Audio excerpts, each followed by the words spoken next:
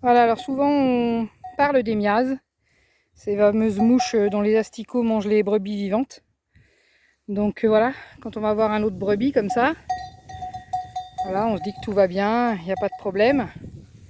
Et puis quand on approche un peu plus près, on voit ce genre de choses sur une brebis, donc une tache marron, hein, voilà, qui semble anodine, mais on voit que la brebis, elle a des frissons, il y a quelque chose qui la gêne.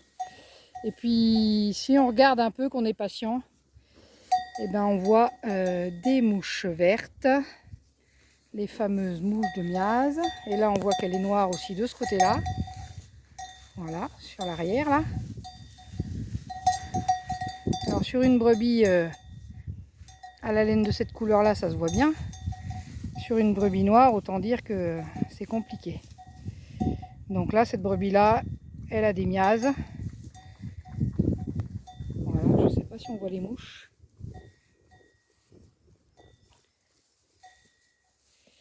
En tout cas, on voit bien que ça la gêne.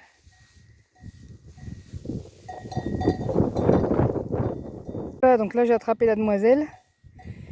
Et donc, on peut regarder, voilà, une belle mouche de miase là. Voilà. Verte fluo. Voilà, il y en a une autre là. Voilà, une troisième, magnifique. Et donc, si on regarde là où c'était marron, hein, voilà, qu'on écarte, alors on voit qu'il y a plein d'œufs. Hein, et puis si on écarte vraiment la toison, on voit que c'est bien mouillé, qu'il y a des blessures. Et on voit des petits asticots. Je ne sais pas si vous les voyez là. Donc là, seule solution, tondre la brebis. Voilà, donc quand on tond la brebis, ben, on a les traces marron là. Et donc quand on vient au point, le pire, voilà, les asticots qui commençaient à être bien virulents et la peau qui commençait à être attaquée. Donc là, ben, on va continuer la tonte, hein, et on va sauver cette bête.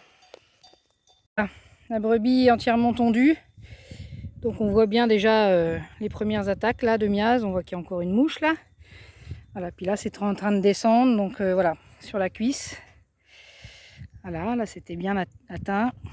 Donc voilà, on peut voir des asticots dans la laine là. Donc tout ça, ça va dégager. Et puis la brebis, elle est sauvée. Donc après, ce qu'on peut faire, ce qu'il faut faire, c'est mettre un produit donc qui va empêcher le retour des miases, hein, voilà. Donc moi j'utilise du sébacille dilué dans l'eau. Voilà, on en met bien sur toute la colonne.